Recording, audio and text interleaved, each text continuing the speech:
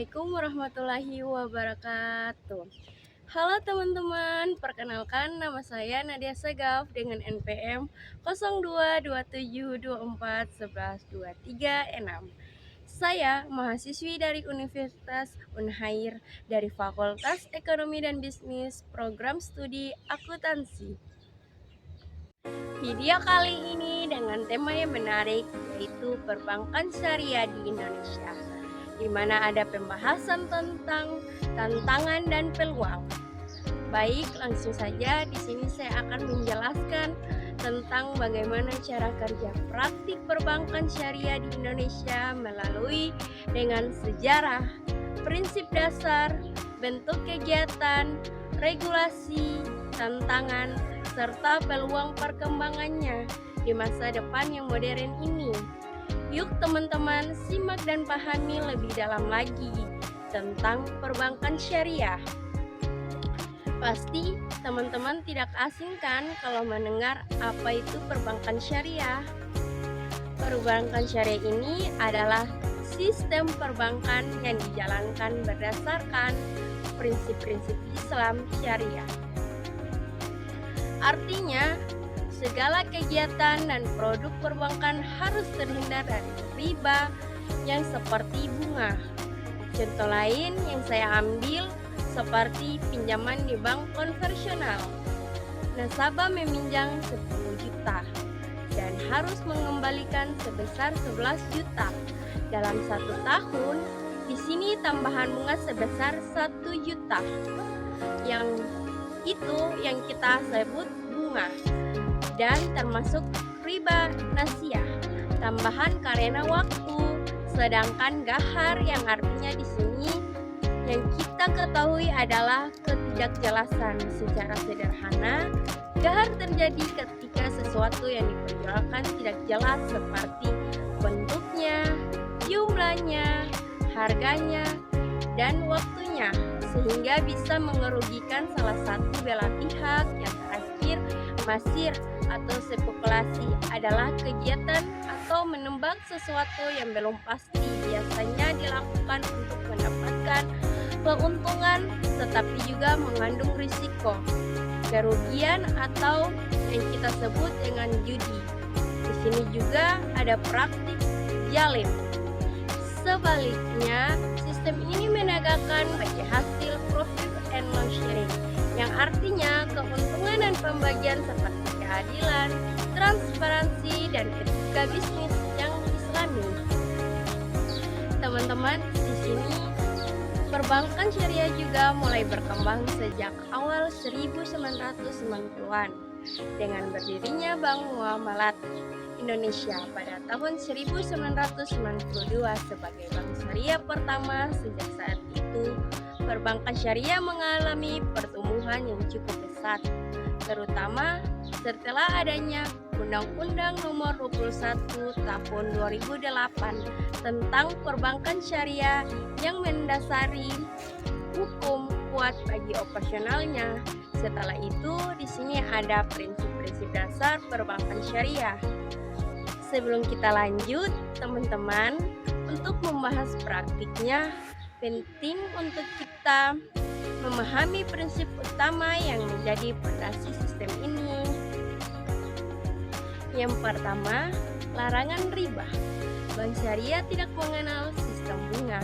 Sebagai gantinya, bank menggunakan mekanisme bagi hasil, mudharabah dan musyarakah atau jual beli murabahah untuk memperoleh keuntungan yang halal.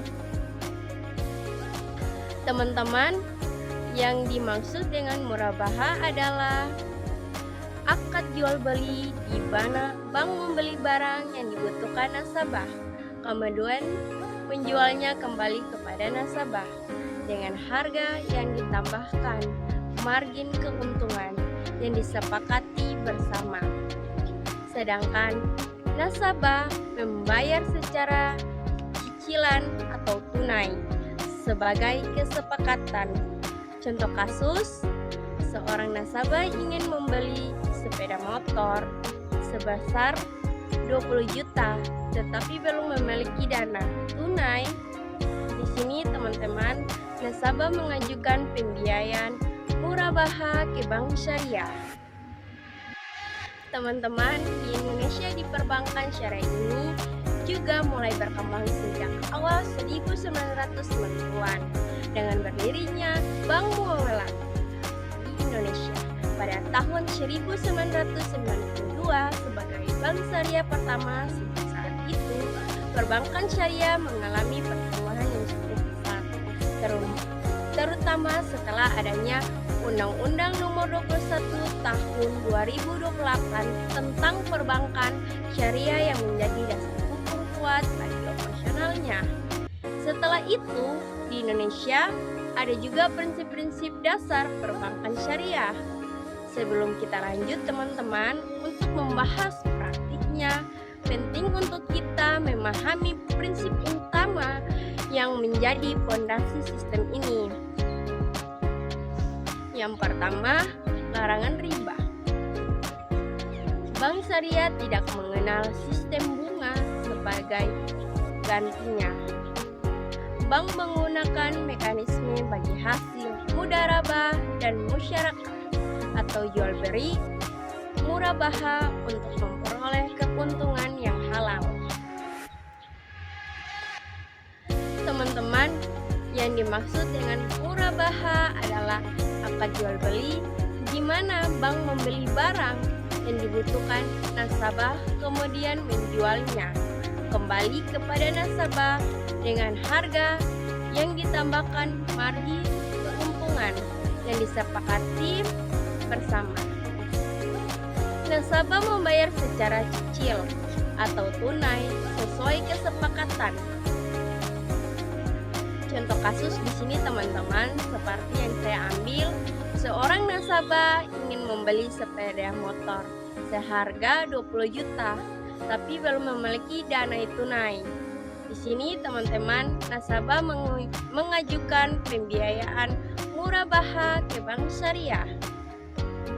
Bank kemudian membeli motor tersebut dari dealer seharga 20 juta. Kemudian, bank menjual motor itu kembali kepada nasabah dengan harga 23 juta, di mana 3 juta itu adalah margin keuntungan bank.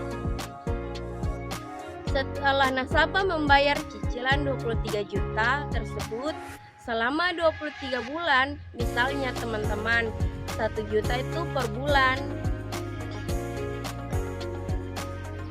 Sedangkan musyarakah adalah akad kerjasama antara dua pihak atau lebih untuk menggabungkan modal dalam suatu usaha.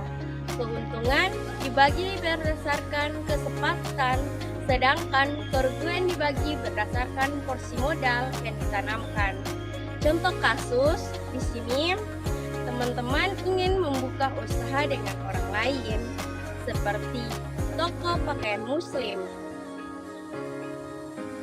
Di sini, Bank Syariah setuju ikut serta dengan memberikan modal sebesar 70 juta rupiah. Atau bisa juga nasabah menanamkan modal sebesar 30 juta rupiah. Setelah itu, mereka sepakat bahwa keuntungan dibagi 70% untuk bank dan 30% untuk nasabah, sesuai porsi modal. Jika terjadi kerugian, maka kerugiannya juga sesuai modal 7% dan 30%. Yang terakhir, mudharabah adalah akad kerjasama antara dua pihak, seperti saibul mal. Saibul mal ini dia berbentuk pemilik modal, misalnya bank syariah atau mudharib, yang biasa kita sebut dengan pengelolaan usaha, misalnya nasabah. Setelah bank memberikan modal dan nasabah mengelola usaha, keuntungan dibagi sesuai nisbah atau persentase yang disepakati, sedangkan kerugian ditanggung oleh pemilik modal, kecuali jika kerugian disebabkan oleh kelalaian pengelola. Contoh kasus di sini teman-teman, seorang pengusaha kecil ingin membuka usaha kue kering, tetapi tidak punya modal. Teman-teman, di sini pengusaha mengajukan pembiayaan mudharabah ke Bank Syariah. Setelah itu, bank memberikan modal sebesar 50 juta.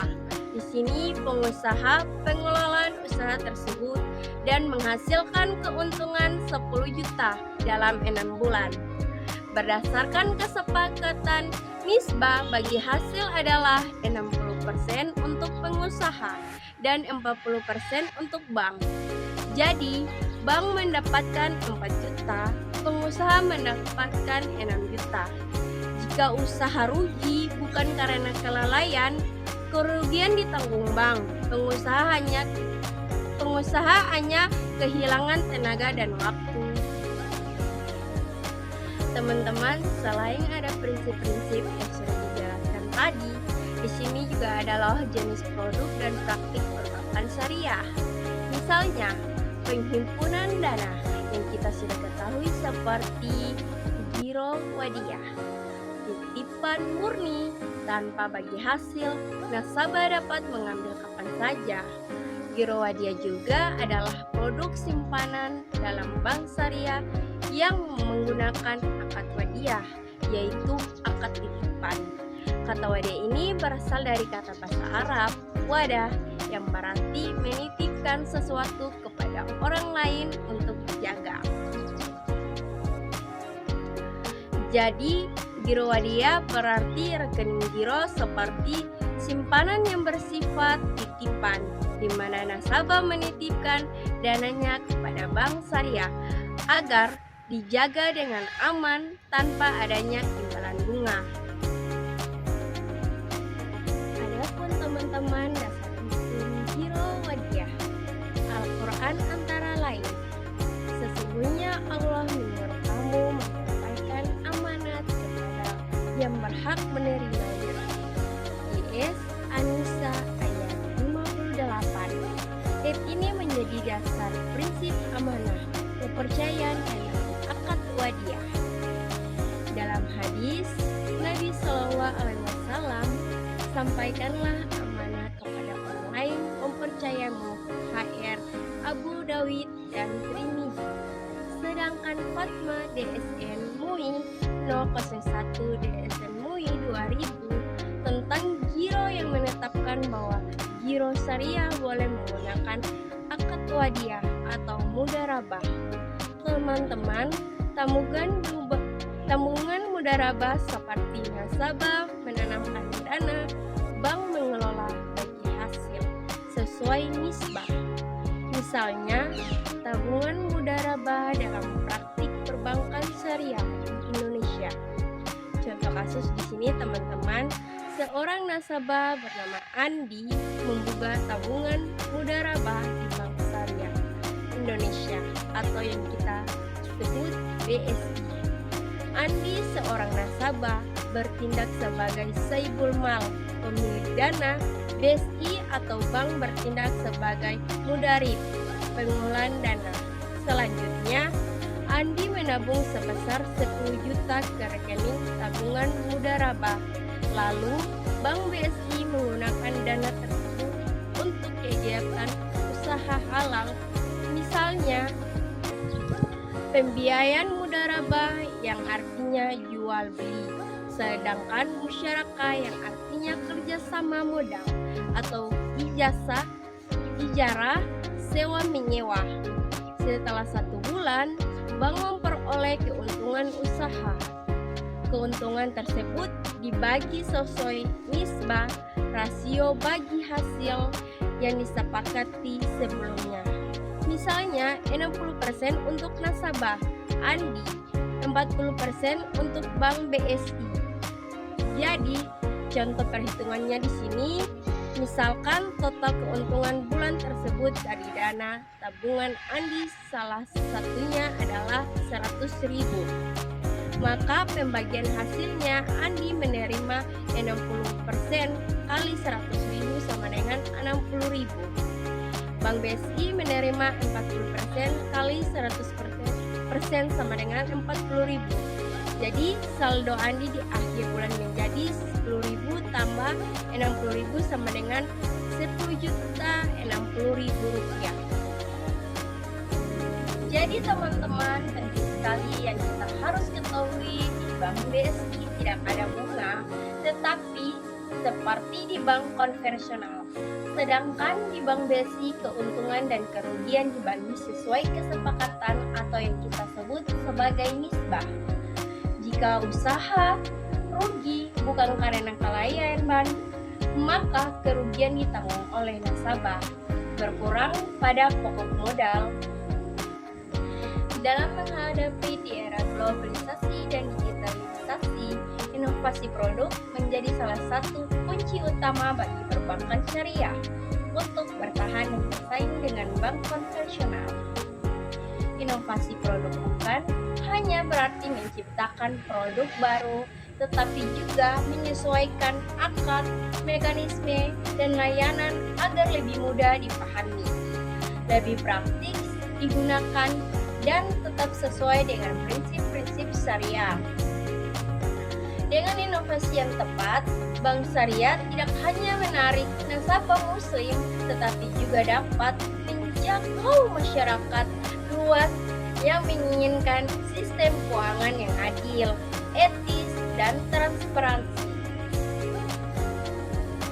Sejak awal berdirinya pada tahun 1991, Bank Syariah ini di Indonesia lebih banyak fokus pada produk-produk dasar seperti tabungan dan pembiayaan konsumsi. Namun, seiring waktu muncul tuntunan agar Bank Syariah lebih kompetitif dan modern, mengikuti perkembangan teknologi dan kebutuhan masyarakat. Beberapa faktor teman-teman yang mendorong munculnya inovasi produk antara lain. Yang pertama, perkembangan teknologi digital dan finansial. Kedua, permintaan pasar terhadap produk halal dan beretika. Ketiga, persaingan ketat dan bank konvensional.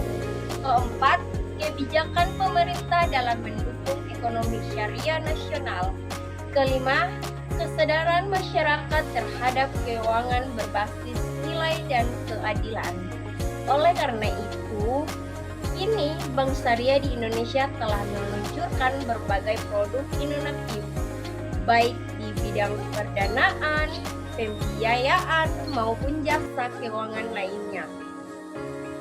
Dalam menghadapi era globalisasi dan digitalisasi, inovasi produk menjadi salah satu kunci utama bagi perbankan syariah untuk bertahan dan bersaing dengan bank konvensional. Inovasi produk bukan hanya berarti menciptakan produk baru, tetapi juga menyesuaikan akad, mekanisme, dan layanan agar lebih mudah dipahami, lebih praktis digunakan dengan tetap sesuai dengan prinsip-prinsip syariah. Dengan inovasi yang tepat, Bank Syariah tidak hanya menarik nasabah muslim, tetapi juga dapat menjangkau masyarakat. Teman-teman, jadi di sini ada jenis-jenis inovasi produk pada Bank Syariah. Inovasi di perbankan syariah dapat dibagi menjadi 3 kelompok besar. Yang pertama, inovasi produk pendanaan. Produk pendanaan adalah produk penghimpunan dana dari masyarakat. Dalam kategori ini, Bank Syariah melakukan inovasi pada akad dan fitur seperti pertama, tabungan mudharabah dengan bagi hasil dinamis. Nasabah bisa mendapatkan nisbah yang berubah sesuai kinerja bank. Kedua, tabungan hasil dan haji dan umroh. Otomatis tabungan dengan akad wadiah atau mudharabah yang terhubung langsung dengan sistem Sisquad Kemenak. Yang terakhir, tabungan digital syariah seperti BSI, mobile banking yang memungkinkan pembukaan rekening secara online tanpa datang ke cabang. Tujuannya adalah membuat produk tabungan syariah lebih fleksibel, transparan, dan mudah diakses. Jadi teman-teman, yang kedua, inovasi produk pembiayaan. Produk pembiayaan ini merupakan tulang punggung bank syariah. Inovasi dilakukan agar pembiayaan tidak hanya bersifat konsumtif, tetapi juga produktif. Contohnya teman-teman, inovasinya ini seperti satu, pembiayaan mikro dan UMKM dengan akad murabahah yang artinya jual beli, sedangkan musyarakah yang artinya kemitraan atau mudharabah bagi hasil. Program ini membantu pengusaha kecil mengakses modal tanpa bunga tinggi.